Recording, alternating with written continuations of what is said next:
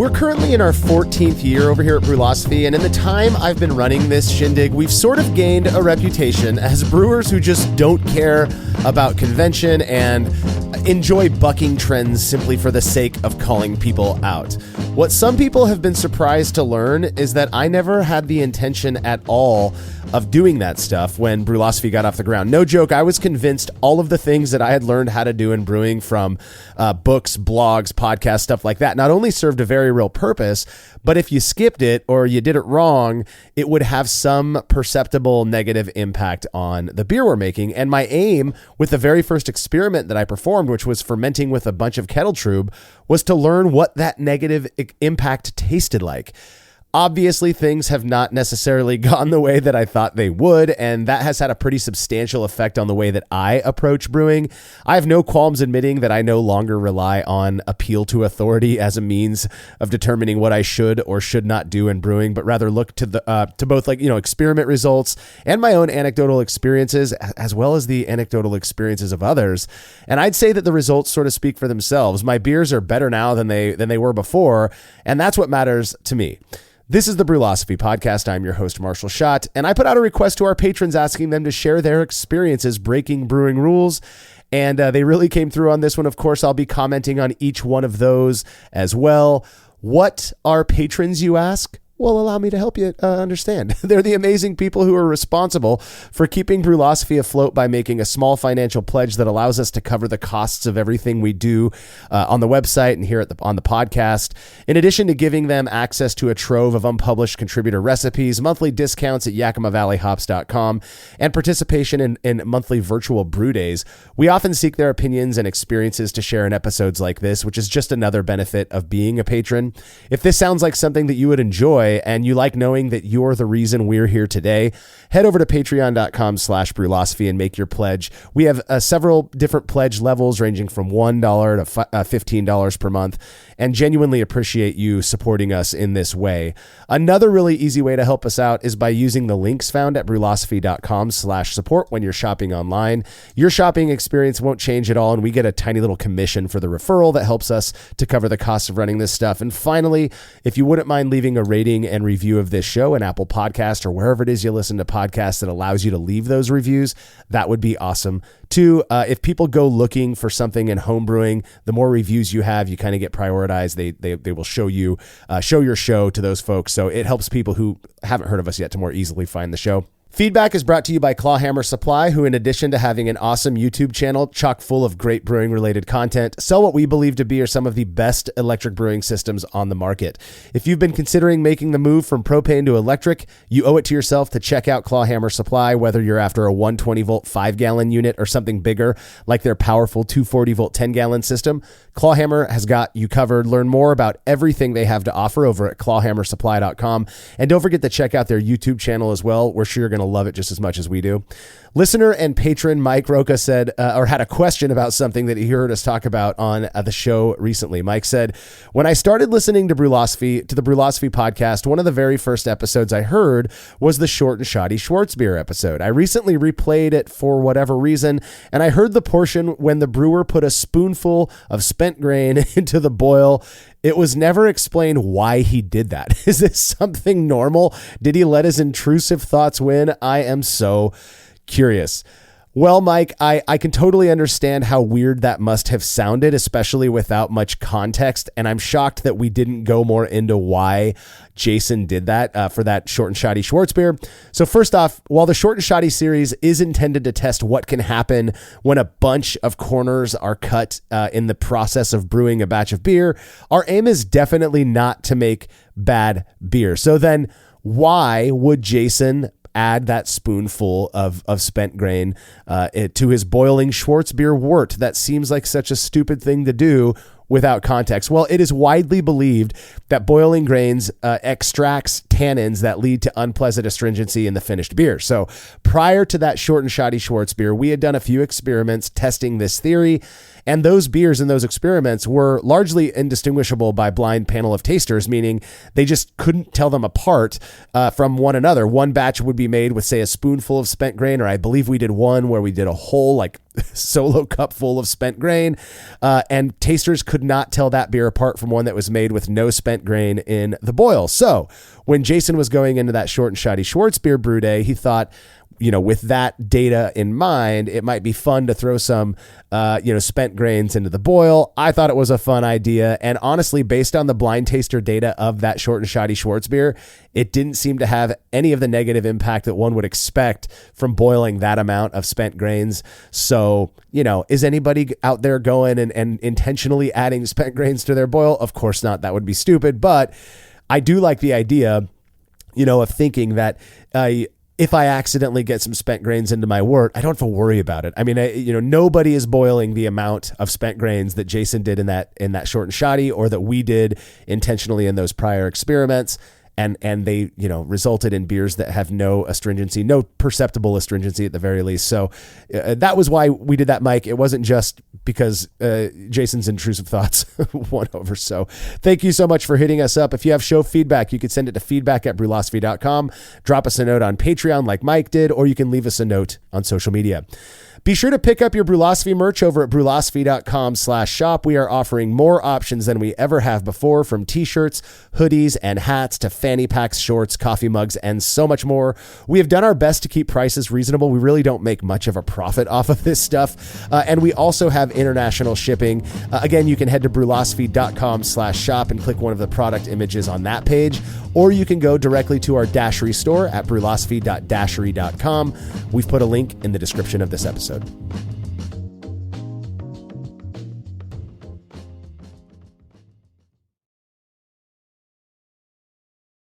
Stop guessing and start perfecting your craft with Brewfather, the ultimate tool for recipe design. Brewfather Premium unlocks advanced inventory tracking, tilt integration for real-time fermentation monitoring, and seamless cloud sync across all of your devices. But wait, there's more. Premium Plus just changed the game with Brewfather's brand new AI recipe integration. Whether you're looking to clone a rare commercial classic or need a creative spark for a unique grain bill, Brewfather AI helps you build balanced, world-class recipes in seconds. Brewing is a science. Make it art with Brewfather Premium Plus by visiting brewfather.app today. That's brewfather.app. Better beer is just a click away.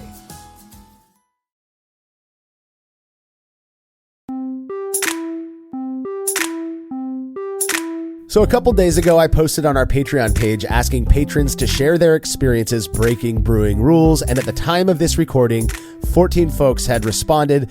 If you ended up sharing your experience and don't hear me talk about it, it's only because I recorded this episode before you left your comment. That said, this is one of those topics I think brewers not only would enjoy engaging with, but could spurn some really good conversation. So please do drop a comment on the post for this episode on our Facebook page. That's at facebook.com/brülosophy. I'd really like to see more of the brewing rules that people are breaking and maybe get some good conversation going there. So first one comes from John Hiller, who says, I've never used a pH meter with my beer. They honestly seem like a pain to calibrate and keep calibrated. And by the time I'd know what my mash pH is, the conversion would basically be done, so I don't see the point. Brewfather seems so precise about estimating what my pH should be based on my water chemistry and ingredients that I just blindly trust it. I know. A pH meter is just something else that's fun to make us feel more involved. However, I know how my anxious brain works, and it would just create another variable to worry about if I'm doing it right. I like to keep brewing simple and anxiety free. Well, John, when I realized through our experiments that water chemistry really does seem to have a notable impact on the finished character of beer in a way that I thought was not possible. And again, the experiment really did prove to me that I was just wrong in my assumption on that. Of course, like everyone else, I went out and I bought an expensive pH meter, and I got all of the stuff to keep that pH meter calibrated, the whatever they are, the calibration fluids and all of that stuff. And it was kind of a pain in the ass. It wasn't that big of a deal. I usually was able to get it calibrated while I was doing something else, like warming up the water or something like that. That said, as we started digging deeper and deeper into water chemistry with our experimentation, one thing that I realized was, man, this whole talk about mash pH having this crazy impact, we could not flesh that out. I mean, our mash pH experiments showed no distinguishability between those beers in general. And so, like you, I started not caring so much about mash pH, even if I was making a, quote, acidic, roasted beer like a stout or a porter or a Schwartz beer. And I have not had any issues that I would point to my mash pH, as being the culprit for. So I'm comfortable with it, as it sounds like you are, John. Now, obviously, if you live in an area where your groundwater, and you're using the groundwater, is very alkaline, then yeah, maybe you could do something to pull that down a little bit just to bring your mash pH.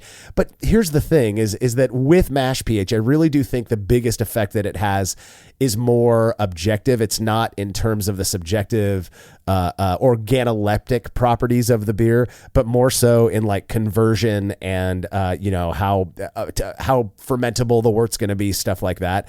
Again, if you're happy with the way your beer's turning out, I don't see that is one of the last things that I would recommend in terms of water chemistry that brewers really start paying attention to, which I know is going to ruffle some feathers. People hearing that. One thing that will absolutely have an impact on that we've been able to show several times in experiments that will have a notable impact on your finished beer are the minerals that you're adding to that batch. So definitely keep that in mind. I don't think you have to be as nutty about measuring things like gypsum and calcium chloride out, as we've shown in several short and shotties, but those minerals, those salts absolutely do have a flavor impact in the beer, and I think that's pretty cool. All right, Jeremy Wickham says, a lot of the guys in my homebrew club give me shit for not checking FG. I typically check OG to make sure I'm close to my target. To hell with measuring final gravity. Just keg the beer 10 to 14 days after yeast pitch. Brewfather gets me close enough when someone asks ABV. Well, here's the thing. FG or final gravity, finishing gravity, means that you are at where it's going to be. So, I mean, arguably from like a theoretical perspective, are you going to do anything to change it if it stops higher than you wanted anyways? Like I sort of understand the argument of just whenever it's done bubbling, then let it rack it to the package and let it be what it is. That being said, I don't think that measuring FG is terribly difficult. And my number one reason, or I guess what I enjoy the most about confirming that FG has been reached, is that I get to sample the beer as well, because I still use a hydrometer for final gravity. So I pull off, I fill up my hydrometer jar and take the FG reading, and then I sip that beer to see how it's tasting. If it has, say, if I'm making a lager or whatever, and it's got some sulfur in it, I'll know, all right, I need to do a couple rounds of blowing off, hit the keg with it, blow it off, or I could do that in the fermentation vessel as well. If it's tasting like what I might perceive as being diacetyl or DMS, then I might be able to approach or do something to correct for that before I package it. So for me, it serves more purposes than just knowing that FG has been reached. But honestly, Jeremy, who cares? If you're not going to change anything anyways, and you're just waiting 2 weeks to package every beer, then your FG is your FG, and knowing it isn't really going to change anything. So I get where you're coming from. All right. Third one comes from Seasons of the Brew. I like that name. Who says, I can report that I break brewing rules for most every batch during the packaging phase of the process. I brew 3-gallon small batches routinely, so unless the beer really sucks, it won't last for very long once it's ready to consume. I would say the smaller keg will generally be empty in 4 to 6 weeks. Wow, that's a long time. Additionally, I try hard to keep the brewing hobby fun rather than labor intensive. Okay, I'm lazy too, he says. So with this in mind, I ferment and serve all of my beers from the same vessel, a keg, utilizing a floating dip tube. Essentially, there is no transfer. So is this ideal? No, but I'm pretty sure even Brülosophy did a Kolsch experiment serving on the yeast that was not significant for at least 4 weeks in. The biggest disadvantage is you can't move the keg at all once the beer is clear. I generally fill 12-ounce twisty cans from the tap faucet when I want to share the batch away from home. The biggest advantage to this method is essentially zero oxygen pickup. So you're not the first person that I've heard from, Seasons of the Brew, who does this, who ferments in kegs that they end up serving from as well. I've never done it, and part of that reason is that we have done one experiment. It was really a kettle trube experiment where I very intentionally racked a ton of kettle trube to one batch, and the other batch got essentially zero kettle trube in it. Just whatever fine particulate fell out after the transfer. And I let them age, I think it was for 6 weeks before collecting data, and they were drastically different tasting. Now, some people liked the one that had all the kettle trube in it.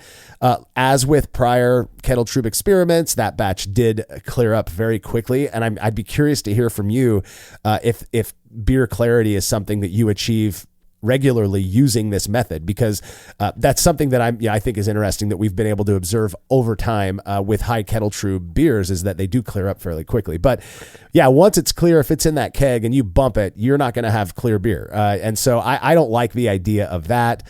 I've got the kegs anyways. I'm using, pressurable, I guess, fermentation vessels so that I can, do completely oxygen-free transfers and all of that stuff. So, but I get it. I've heard from several people who are doing this. They think it's great. It works out well. So, whatever floats your boat. I don't think there's anything wrong with that. I'd be really interested to hear from other people who are fermenting and serving in the same keg.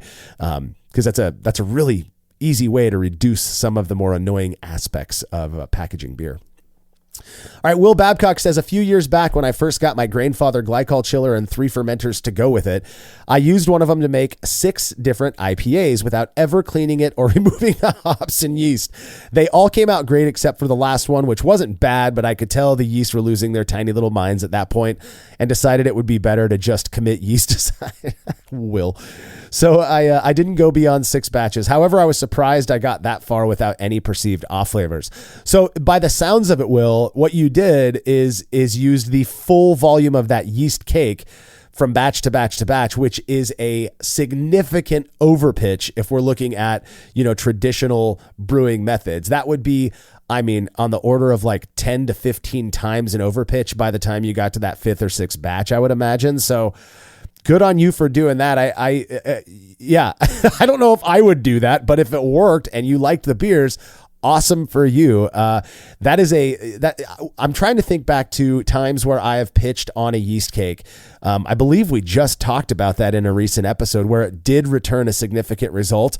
But like most variables, some people are going to like it more than the batch done the right way, air quotes, right way. And if that's you, then by all means, keep doing it. I think my concern for going the route that you went on this one, Will, isn't necessarily that, it's going to ruin the beer, but it's going to hinder my controllability of that batch. If you've got a ton of dry hops in that yeast cake and then you're racking fresh wort onto that yeast cake, adding another, dose of dry hops for that specific IPA, well, it's going to be very difficult to replicate batch 4, 5, 6 in the future, because you've got all of those other hops that were sitting in the yeast cake anyways. And who knows, how much of an impact those are having on the finished beer. But if you're not worried about that and it's just making good beer to have on hand and drink the way you want to drink it, I think that's really cool. I would be inclined to take like a mason jar full of the yeast, and I wouldn't even rinse it. I'd keep all the stuff in there and just use that amount of yeast with the next batch. But then that kind of defeats the purpose or the ease of just racking fresh wort into a dirty fermenter, I suppose. Those, I'd be curious to see a photo of your glycol coils, because I'll do one batch in my glycol with my glycol chiller, and those coils are just nasty. The trube that gets kind of hard and crusted to the top, I have to soak the coils for a while. So I'd imagine yours looked a little worse for the wear by batch 6. So, all right, Pat Souza. He says, I made a square bottom fermenter with an 8-inch deep stainless steel hotel pan to try as an open fermenter. I leave the lid on it for the first 80% of fermentation. It's a friction fit and the CO2 off-gassing can escape. I transfer to a conical or a keg as secondary to finish using a spunding valve at 12 PSI. I've been happy with the results, and I've been infection-free for a couple hundred brews. I live in the Sierras and have cool overnight temperatures, so my latest twist has been to rack the hot wort into the square square fermenter with the lid on and let it cool overnight on my deck. The wort is typically 50 to 60 degrees in the AM, and I oxygenate the wort and pitch the yeast 48 to 72 hours later, and then I rack it to a secondary. It's working for me from my coconut porter to my fest beers. I mean, this is an approach that is very homebrewer, and I think that's rad, but it's also would probably be, you'd get the thumbs up from the folks at the now defunct Anchor Brewing Company, who I believe up until their shuttering, they were fermenting in open, huge square open fermenters with windows in the Bay Area that would cool that wort off. So yeah, I think it's cool. Pat actually sent me some photos of this to demonstrate what he's talking about, and his description lines up with what the photos show. It's very cool. They're like chafing dishes, I guess, or like those big hotel pans is what Pat called it. Cool it off and pitch your yeast and then do your thing. I do think for me that this is actually a more involved process because it would require you. Now, he did put a valve on his pan, which I think is really cool. So a standard ball valve. For transfers, to make transfers much easier. But still, you're going from that to a secondary to a keg. And for me, I just ferment the whole thing in the fermentation vessel and then package it. And I believe we've done an experiment on open fermentation that did return a significant result. I might be, misremembering that one. So if that's if that's the flavor profile you're after and it has that impact, I think it's rad. Those dishes can't be that expensive. I'd imagine they range anywhere from like $30 to $40. I didn't look it up, but if that's what you want to do, the fact that you're relying on your cool, the weather up where you live in the Sierras, I'm curious where you're at because I'm really close to the Sierras myself. To cool that wort though, I think is really, really cool. It's efficient. You're not wasting water. So good on you, Pat. That's really, really cool. Anybody else who is open fermenting, please let us know how you're doing it in the comments. I want to hear how you're breaking brewing rules, and open fermentation is one of those things that I know has gotten kind of a bad rap from some people, while others swear that it's the only way to make, fill in the blank type of beers properly. Let us know how you're doing that. All right. Patron Brent Langdon says, call me wild and crazy. Call me a rebel. I generally clean my equipment with dish soap. You're nuts, Brent. I usually have some OxyClean free that I use for some purposes, and I have used PBW now and then. I just find dish soap, he says he uses 7th generation free and clear, I don't even know what that is, to be cheap and effective, and I have never noticed any issues. Man, do homebrewers or brewers in general hate dish soap. Dawn dish soap is what we have at our house. I clean every single one of my beer glasses with dish soap. I even throw them in the dishwasher. Oh my goodness, can you believe that?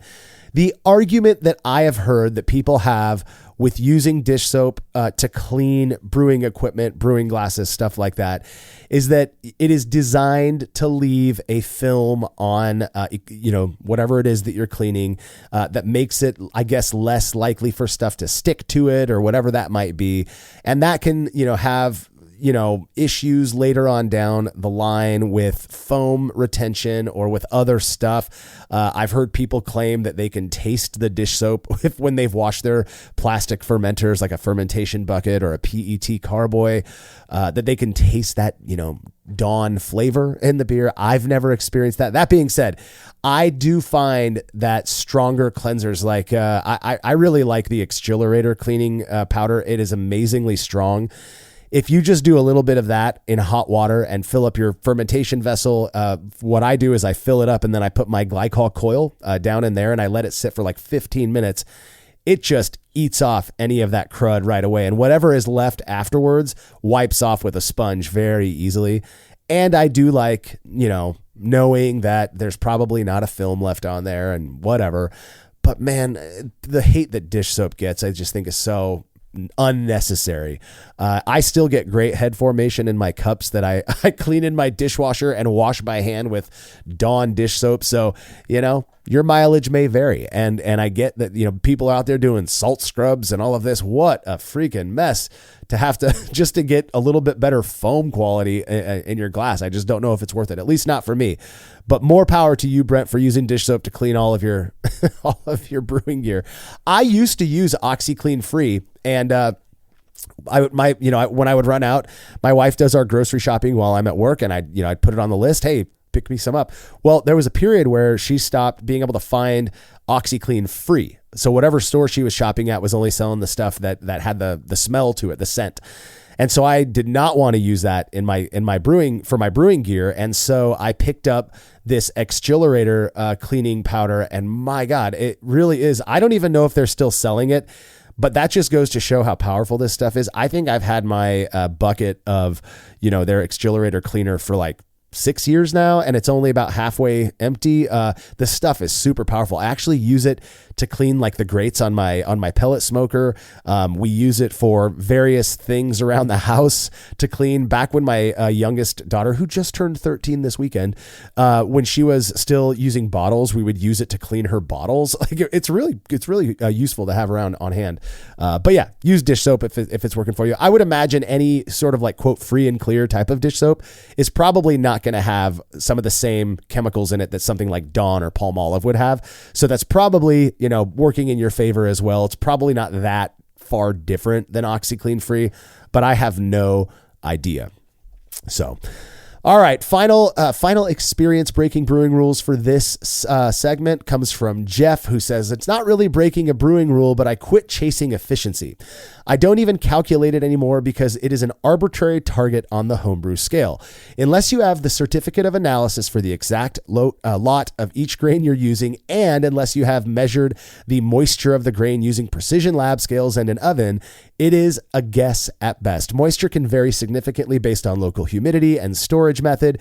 The published extract values of grain are typical and can vary lot to lot and season to season. Are you still using default values in your brewing software? I once used Pilsner malt from a local maltster, and my efficiency was 55% based on standard specs. I thought I had royally messed up the mash, so I contacted the maltster to get the actual COA and discovered that batch was fairly under-modified. Using the new numbers, my efficiency was actually a respectable 88%. So a few comments on this one. First off, a lot of people, when they talk about efficiency, are referring to conversion or mash efficiency, right? So they're looking specifically at the conversion of starches into fermentable sugars that can be more or less measured by hydrometer, refractometer, stuff like that. And then based on what we know with the COA and all of that. So I don't focus on just mash efficiency. I think for home brewers, and I feel like I haven't said this enough, but I have commented on this before. On the scale for homebrewers, we are looking at the overall, how efficient the process is. And to me, that is far more helpful. And so when I report efficiency numbers, I always report brew house efficiency. So when you hear us talk about getting, 55% efficiency on a short and shoddy batch, that is brew house efficiency. The mash efficiency for our short and shoddies is usually upwards around 70 to 80%. On a standard brewed, like non-short and shoddy batch, it might push, 88 to 95% mash efficiency. And that, again, that's just looking at conversion. I like to report on all of the losses, which if my process is consistent and it's similar from batch to batch to batch, then again, some of those other aspects of the brewhouse efficiency are going to be more or less constant. And so we can report on brewhouse efficiency, and that will still speak to the conversion that we experienced as well. So I believe Jeff is asking me, are you still using default values in your brewing software? I use Brewfather, obviously. I love it. And I update for every system that I have, which right now I have 3 different brewing systems. I have a different equipment profile set up that I determined myself. I did boil off, calculations by myself by boiling water and seeing how much was left afterwards. So I am very neurotic about making sure I have it all there. What I value the most about brewhouse efficiency, or about efficiency in general, is just being able to to predict what, how that beer is what's going to happen while I'm brewing that beer. Basically, I don't want, for example, to design a beer if it's not a short and shoddy. Those are the ones we kind of throw caution to the wind and we go with whatever we get. But if I'm trying to make an IPA and I really want it to be, in that 1065 to 1070 range, I kind of need to know about my system and what I usually get from it in order to hit that. I would be really annoyed if I made that wort and it came back at either like 1050 or 1085. I want to be able to predict, because I'm a nut, I get that, where it's going to end up. And the way that I have my equipment profile set up in Brewfather now, I can predict it to within about 2 specific gravity points. Most of the time, I'd say 9 out of 10 batches, I hit it square on what I'm aiming for. And that's purely a function of familiarity with the grains that I'm using, familiarity with my equipment, and consistency with which I brew those beers. I just know, where it's going to be. Experience gets you there. So, but man, chasing efficiency, I'm just not sure it's worth it. I think for the brewer who knows that they consistently hit 60% brewhouse efficiency, just rely on that and don't feel bad about it. That might be a pound, give or take, more grain to get you where you want to be OG wise, but who cares? I mean, that's $1.25, something like that. So yeah, I don't think it's very worthwhile to chase efficiency. A lot of people find it fun to get their efficiency as high as possible. We have Steve Thanos, Brülosophy contributor Steve Thanos, somehow brew in a bag gets like 85 to 88% efficiency, brew house efficiency every time he brews. And I don't know how he does that. There is a part of me that has wanted to study every little thing that he does in his brew day so that I could see if I could get efficiency like that. But ultimately, is it going to change what I do or how, the quality of my beer? No, I really don't think so. It might save you a couple of, pennies per batch, $1 or more per batch. Yeah, that's cool. If you want to chase that, go for it. But yeah, I think it's kind of one of those things that people do for naught is trying to get as efficient as possible when you really could be focusing on other things that matter more. Huge thanks to the first 7 patrons for sharing those experiences with us. We'll be right back with more patron experiences breaking brewing rules.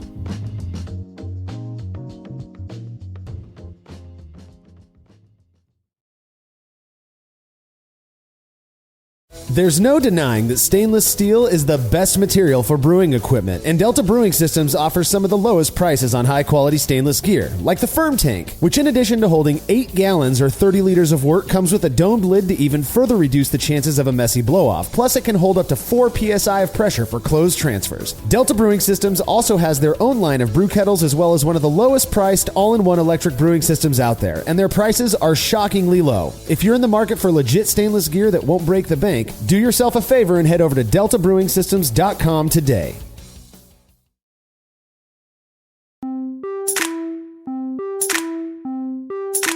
Alrighty, back to more experiences breaking brewing rules. First one in this segment comes from patron Steve Fisher, who says, maybe it's not a rule, but an expected precedent of homebrewers, but I never drink beer during brewing sessions. And I'm not trying to be high and mighty here, just that I don't want to make an error that could cost me the batch or worse, cause an injury. As a middle-aged man, it would be tough to explain to an ER physician that at my age, an accident happened because alcohol was involved. I can pour a delicious beer after I clean.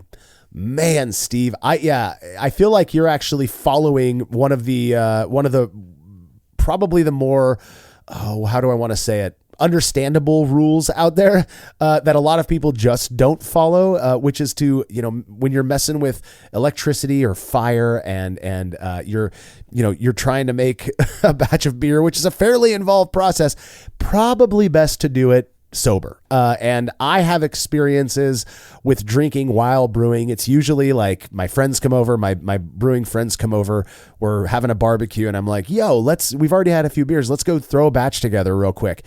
In every time that I can remember, and maybe that's what it is just I'm only remembering the bad ones, something went wrong. And I'll tell you, probably the funniest one. Had about 6 friends over. This was, 8 or 9 years ago. Had a bunch of friends over, though, and we're brewing up a Vienna lager, and they were helping me. We all designed it together. These were like, people in the club. We designed this Vienna lager together. We get out there, we heat up the water, we mash in, and then we get to the boil step, and while we were waiting for the wort to boil, my wife had made us something to snack on. So we go inside, we turn on a game that was on the TV, and 2.5 hours later, we remember that we had this wort boiling. I should say 2.5 hours and probably 4 or 5 more beers later, all homebrewed. We realized that this wort was still boiling. So we go outside, our volume's down by over a gallon of where it should have been.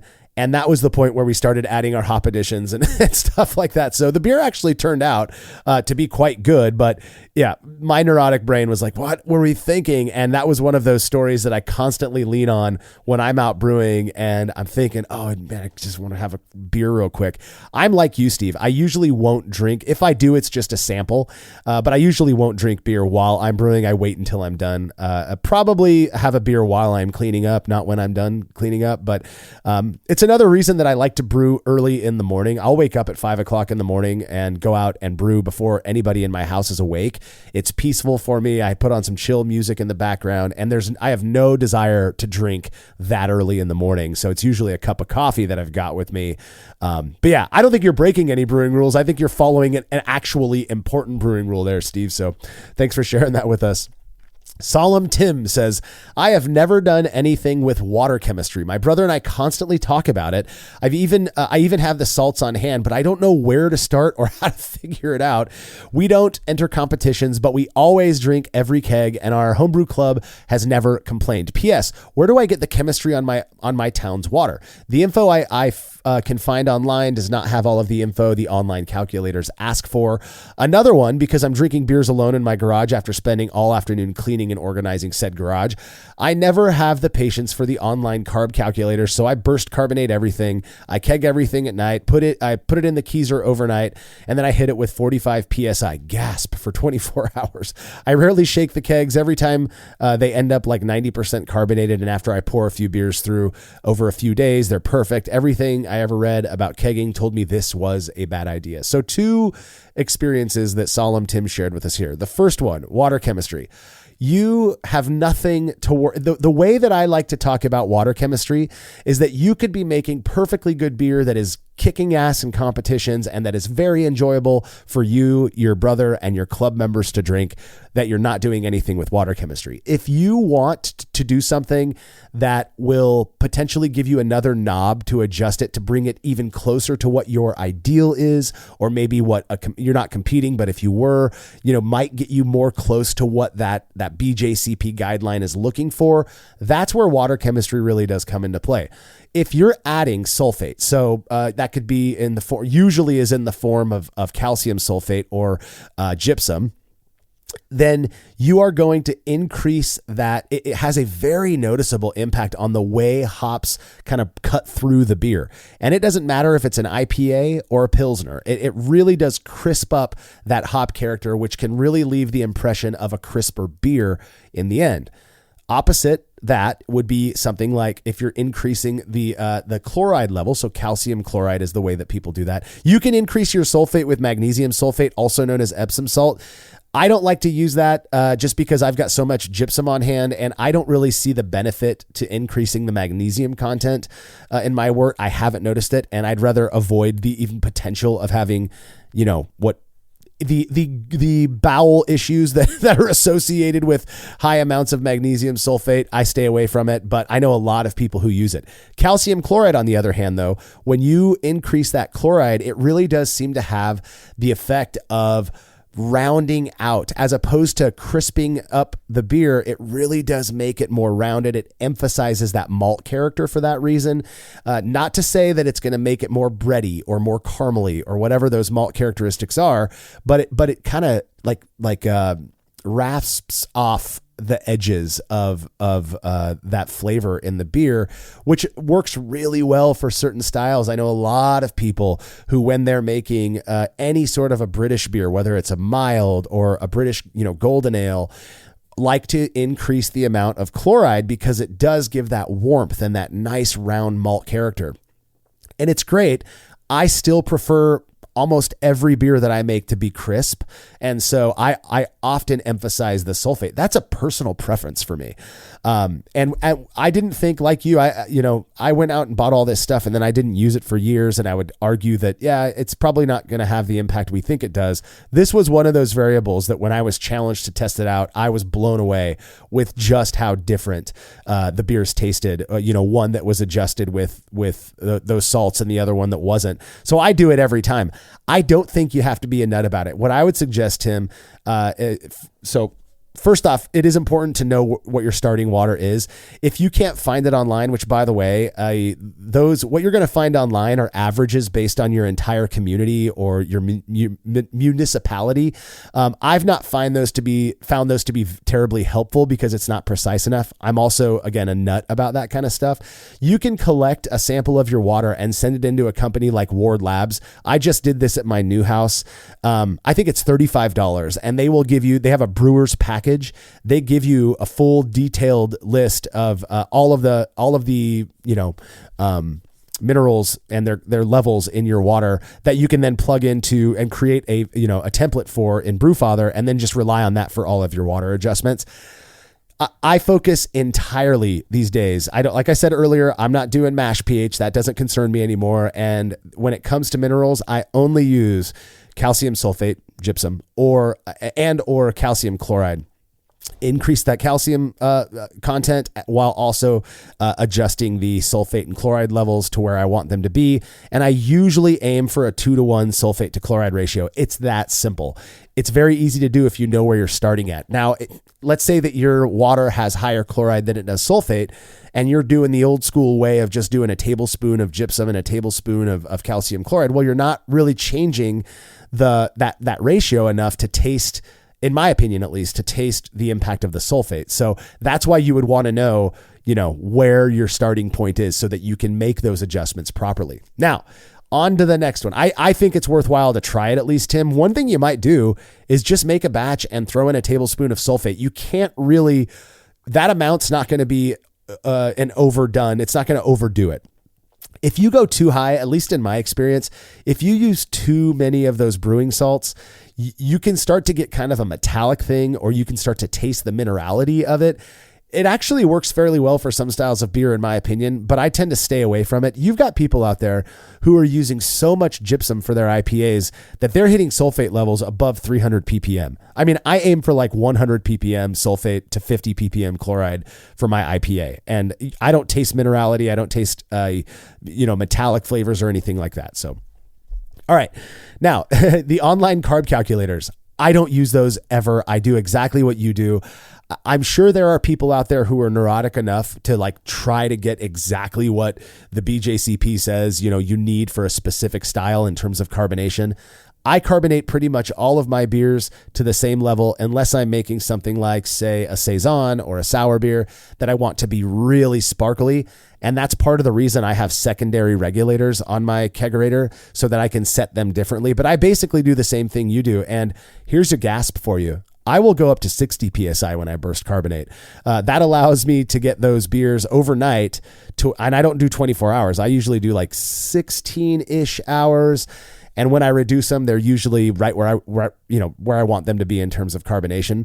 Again, 45 PSI, awesome. You're going to get there anyways. It's so much better than the whole crank and shake method, which I've only done a few times. And each time I'm like, why did I even do this? I can't pour the beer for at least a few hours, to let it settle and get cold anyways. And I just, pain in the butt. My leg gets sore from rolling the full keg on it. I'm a burst carbonator. Is that breaking rules? I think so, except, if you look at what the commercial brewers are doing, they have bright tanks this is how I learned of this method and tried it out myself at home. A local brewing friend of mine was like, in our bright tank, we hit it with 50 PSI and it carbonates quickly. They're going through stones and all that stuff. But anyways, I like what you're doing there, Solemn Tim, and I do the same thing. All right, Nick Skamaka says, I partook in a local homebrew club wort share and I forgot to buy yeast. And by the time I remembered, our local homebrew shop was closed. So rather than let the wort sit over the weekend, I pitched the only yeast I had, Vosk Kveik into an ESB wort. The malts were a bit nutty, chocolate, and the Voss gave an orange peel flavor. To me, took me a while to get used to it, but by the end of the keg, I was sad to see my chocolate orange beer go. Oh man, here's a little bit of info about me. I have never personally fermented with a Kveik yeast. It's so easy for me to control fermentation temperature with my glycol or even my fermentation chamber that I just never really had a need for it. And the beers that I was drinking that were fermented with Voss Kveik, I never really liked as much as the ones fermented with the typical yeast you might use to ferment them with. So, I just stuck with the traditional yeast strains. I know a lot of people who, especially 3-4 years ago, when the Voss Kveik or the Kveik strain in general, when that whole yeast train was chugging along, super fast, a lot of people were getting into the Kveik thing, even where I live today. Our summers, we were 98 degrees yesterday. We're going to break 100 degrees today. And you've got people, brewers who are fermenting in their garage where it's 105, 110 degrees using these Kveik yeasts, and those beers are turning out fine. I think that's crazy and awesome, and good on you for using it in an ESB wort. I'd be curious if you felt like it still tasted like an ESB. Cause a lot of people, if you're making British beers, you're throwing in something like, say, EKG, East Kent Golding hops, which I feel have kind of a marmalade flavor to them. If you used that, hop variety, maybe that contributed a little bit of that orange character to the beer as well as the Kveik yeast, and it just kind of amplified that. I don't know, but I think it's rad. To me, Kveik yeast, I guess I have sort of a bias against it, not a big bias against it, but for some reason, we start fermenting with lager yeast and people are giving us a whole bunch of shit about doing that, even though the results show that it doesn't seem to have a big, huge negative impact. We get a ton of crap from people about doing that. But here comes along Kveik that, people are saying you can ferment at 100 degrees and everybody embraces it. Like, oh man, I just don't understand the mentality behind that. But I am glad it's there. I'm glad that people who may not have the ability, to build or have the space for a fermentation chamber can get this yeast, pitch it, and trust that it's going to create a relatively clean, beer in the end. Awesome stuff. Little side story. I probably told this before, but a couple years ago, again, when the Kveik thing was really popular, I went over to Crow and Wolf, and the brewer there, Brad, pulled me in the back and he goes, I have a little test for you. And he pulled 2 samples of beer, gave me the 2 taster glasses. They were off the tank. I taste them. He's like, pick, which one do you like more? I said, well, they taste pretty similar, but I think this one they were hazy IPAs. I said, I think this one really hits the mark for a hazy IPA more. It's juicier. It's got more orange in it. And he goes, okay, one of those was fermented with WLP 090 San Diego super yeast. The other one was fermented with Kveik. And I think he used, it must've been Voss, because that was the really popular one. Which one do you think is which? And I was like, oh man, I already know where this is going. He was right. The one fermented with Kveik was the one that actually tasted like, in my opinion, at least, like the better hazy IPA. Maybe that's because of that orange character that naturally comes from that yeast. It contributed that citrusy, juicy flavor. I don't know, but it was a good beer. As far as hazy IPAs go, I liked it more than the one fermented with one of my favorite yeast strains, which is San Diego super yeast. So, okay, Will Allwart says, I haven't done a boil longer than 30 minutes for probably the past 3 years now, no matter the style. I've won several medals from several different competitions and never received a comment about DMS. I just don't think it's necessary with modern malts and a good fermentation. I'm not sure this is really breaking a rule, but lately I've been packaging my beers about 7 to 8 days post-pitch. I almost never wait 2 weeks anymore. Now that I have a tilt, I can see my fermentations rarely take longer than 48 to 72 hours to get to terminal gravity, even with lagers. Once it hits terminal, I raise the temperature a little and give it until day 6 or 7 before cold crashing and packaging a day or 2 later. So another one with 2 rules that are being broken. The first one, not boiling longer than 30 minutes. I am wholly convinced that DMS is going the way of the dodo, given modern, malting techniques or whatever, meaning that I just don't think it's very common in beer these days. It is so hard to brew a beer using the techniques that we were told, right, when we were learning how to brew, to ensure that DMS isn't there. When you throw those to the wind and you reduce your boil all the way down to 20 minutes, I've done that several times. no DMS. I get none of that weird, dry, warm ketchup thing how I describe it, or, canned corn. The beers taste fine. The reason that I still like boiling for, 60 minutes is purely because of the bitterness aspect of it. And particularly for styles like Czech Pale Lager, or if I'm making a German Pils, I want, the bitterness to be there from that upfront addition without much aroma or flavor. Yes, I do believe that it does contribute some aroma and flavor, but you get to use so much less hops that it's not going to be as strong, which again allows me to control more of what I'm looking for later on in the boil. But that is the only reason I would boil for longer than a half an hour. I've done so many of the short and shoddy batches, and that reduced boil has not yet once led to a beer that has detectable levels of DMS. And DMS is one of the very few off flavors that I seem to have some sort of a sensitivity to. So I kind of trust my palate on that one. Yeah, I'm with you on that, Will. If you need to cut some time out of your brew day, I think one of the first places to start is your boil length. And then right after that, I'd say that your mash duration also. You don't need to be going 60 minutes every time. You might lose a few points in terms of efficiency, but you can more than easily make up for that with just a little bit more grain. All right. He also says about the not waiting 2 weeks to he's packaging his beers after about a week post pitch. Dude, that's right along with what Brülosophy has been doing for years as well. Fermentation of standard strength beers does not take that long if you're pitching healthy yeast. And we're pitching right out of the pouch with imperial yeast. So, high viability, but not necessarily the most vital at the time of pitch. And we're still seeing 3 to 4 day fermentation periods before final gravity is hit. I do like to let the beer sit on that yeast cake for an additional 2 to 3 days after terminal gravity, just for, what we used to refer to as like cleanup, making sure to reabsorb any acetaldehyde or whatever it is that it might have been a byproduct of fermentation. Also, I'm kind of a weekend brewer, so I'll brew on a Saturday and then I don't want to do anything else with that beer until the following weekend because I've got work and a family and all of that. Still, I mean, if you can keg after 6 dace's, no reason not to, in my opinion. Just make sure there's no off flavors in there. Some off flavors like sulfur are very easy to get rid of. But if you're picking up, diacetyl, or you're getting some DMS, which I just don't think people are getting, some additional time, on the yeast cake might be beneficial for that. So as long as you're monitoring your off flavors, yeah, keg it faster. I'm down with that.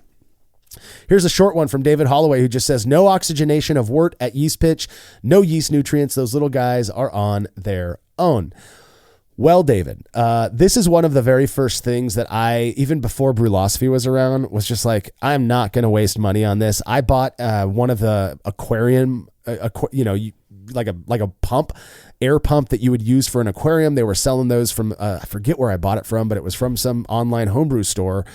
And I did that in a few batches, and just the cleanup and setting it up, it might have only taken 10 minutes total, but it was just so annoying. And I had noticed no benefit to doing that versus just, transferring the wort with vigor to a fermentation chamber. I bought an oxygen tank. I used it once, didn't notice any benefit. So I sold it on Craigslist, 15 years ago. It's just not something I think is very beneficial for most worts. Now, if I'm making a big, 100 OG imperial stout or something like that, then yeah, I might be a little bit more thoughtful about the way I approach that wort prior to pitching the yeast. For me, that would probably just mean throwing in some yeast nutrient, which I have a ton of and still never use because I just don't see it as being necessary. But again, in those higher OG worts, I think maybe some oxygenation is just more of a kind of prophylactic against certain things happening. Same thing with yeast nutrient. Yeast want to get in there and they want to do their thing. They want to ferment. I do think treating them, with a little bit of respect, might coax them along. But is it necessary to oxygenate your wort to use yeast nutrient prior to pitching yeast? I don't think so. I'm with you on that. And again, I've said this a million times already. If you're making beer that tastes good, you're getting the attenuation that you want, then does it really matter? I would say no. So you keep doing that. Jason, is it Gan or Gan, says, since I tried a short and shoddy brew a few years ago, I haven't done more than a 30-minute boil except for dark beers over like 1070 OG. No DMS, no major issues except throwing some more hops in for bittering. I still like the 60-minute mash just because my system's mash efficiency is shit at 30 minutes and my numbers are so predictable at 60. I also consider fermentation temperatures to be more a range than a strict target. Plus or minus 5 degrees is close enough. My basement where I brew can be in the high 50s in the winter and 70 in the heat of summer, like right now. I'll use my Keyser or fermentation chamber in the if the temperatures are way off, but sometimes there's already beer there that didn't fit in my kegerator, and I can't use it as a firm chamber at the same time. Also, no trube left behind. Whirlpool the hops in the center of the kettle and transfer all but the dregs to the fermenter. Yes, on all of that stuff. Again, another person who's doing these 30-minute boils as opposed to the classic 60 or even 90-minute boil length, and it's working out. No DMS. I'm with you on that. I've already commented on that one. In terms of fermentation temperatures, yeah, I'm not hard up on specific fermentation temperatures, but you know, I'm still, it's kind of proof that I don't, you know, I'm not crazy, I guess. If I'm fermenting with any yeast, I keep it at 66 degrees Fahrenheit, like for 90% of the beers that I'm making. If I'm making a Saison, I will let it get up to like 75 degrees Fahrenheit, which I think is like 22 or 23 C. But that's because it's expected in that style of beer. If I'm making a Pilsner with the Weihenstephan strain, it goes in at 66 degrees Fahrenheit. If I'm making an IPA with Chico, 66 degrees Fahrenheit. For me, it's very easy to control that because I did buy a glycol chiller. And so you just set it and forget it. For me though, and this, you didn't mention this, Jason, but I feel like I want to comment on it because it's sort of similar in the way that you're thinking about it. When I'm mashing, I will mash in at a very specific temperature, but then I won't turn my heater, my controller back on during the mash rest. I'll let it drop to whatever it drops to. In the wintertime, that might be like 6 degrees Fahrenheit. So I might start at 152 Fahrenheit and it'll get down to say 146 degrees Fahrenheit. Doesn't bother me. I've never had problems because of that. And I just don't like the idea of the element in my kettle potentially scorching the grains. I know that these systems are set up to not do that. I don't care. It's easier for me just to not worry about it. And like you, I usually do, 30 to 45 minute mash rests, or I guess you're reducing your boil length. So it's not dropping as much as it would be, over a 60-minute mash rest. So that's one of the things that I do. Now, you said that no trube left behind. This is one that I have to comment on because of the experiment that I referenced earlier. I will not, be a nut about keeping all of the trube left in the kettle. But after that one experiment that I mentioned earlier, I do not just transfer 100% of it over to the fermentation vessel. I'll let whatever makes its way in and not worry about it. But I do end up leaving probably a gallon total of wort and kettle trube in the kettle that I end up tossing down the drain. And yeah, but I still hear from so many people who just pour the entire kettle, trube and all, right into their fermentation vessel and have zero issues with it. Awesome. I love that that's working out for you. All right. Final experience. Breaking brewing rules comes from Tyson Sather, who says, I'd say I have been breaking 2 rules. First is I carb beer at 15 to 20 PSI, regardless of carb volume I'm trying to achieve. And it's worked for me ever since I started spunding. Second, I ferment every yeast at ambient temperatures, 50 to 80 degrees Fahrenheit. So that would be like 10 to 26, 27 degrees C, I believe, depending on the time of the year. But I will still mainly use lager strains. Those are my crimes. Lock me up. Well, no one's locking you up here, Tyson. I think that's rad. Carbing at 15 to 20 PSI, regardless of the volume that you're going for, seems a little low to me. I mean, I'd bump it up to 40 to 50 PSI just to carb it faster. But yeah, I think I understand the gist of what you're getting at there, which is you're not worried about, hitting an exact volume of CO2 in your beer. Either am I. And I am actually more wont to overcarbonate a beer, stylistically speaking, overcarbonate it because carbonation is so easy to get out of a beer. You pour it in your glass, you swirl it a few times, and you're going to lose some of that bubble. whereas it is impossible to increase outside of the keg. So if you pour a beer and it's not, you got a pint of beer that's undercarbed, that can be really disappointing. You pour a slightly overcarbed beer, fix it. In 2 minutes, you'll have it where you want it to be. So that's the way I do that.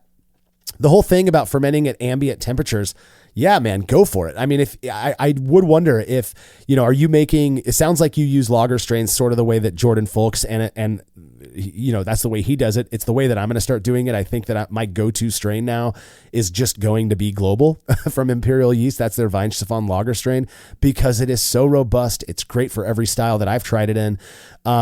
I'm wondering if you're using a strain like that for all of those beers and making, a variety of styles regardless of what the temperature is where you're fermenting. So for example, are you making an IPA in the wintertime at 50 degrees Fahrenheit that you also make in the summer at 80 degrees Fahrenheit? And I know it's very difficult to compare them by memory, but I would wonder, I'm just curious what your experience is with the differences between those if you've made the same recipe, at different times of the year in different seasons.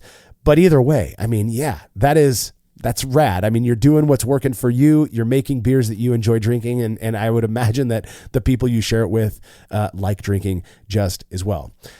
Well, if it's not obvious yet, a lot of brewers out there are foregoing certain methods once believed to be imperative to the process of brewing, and the beers that they're producing are at least good enough to keep them in the hobby. I'm in the same boat, and while there will always be naysayers out there who denigrate people like us for just not adhering to their way of doing things, what matters is that we're making the beer that we like to drink, and we're having fun doing it. And on that, we are at the end of this episode. Huge thanks to all of our patrons for sharing their experiences and, of course, supporting us financially. This podcast would not be here today if it weren't for all of you amazing people. If you would like to have the opportunity to have your thoughts shared on a future episode like this one, while also receiving cool rewards for your support, become a patron today over at patreon.com/Brülosophy, and make sure to keep an eye on Brülosophy.com to stay current on all of the fun beer and brewing stuff we are up to.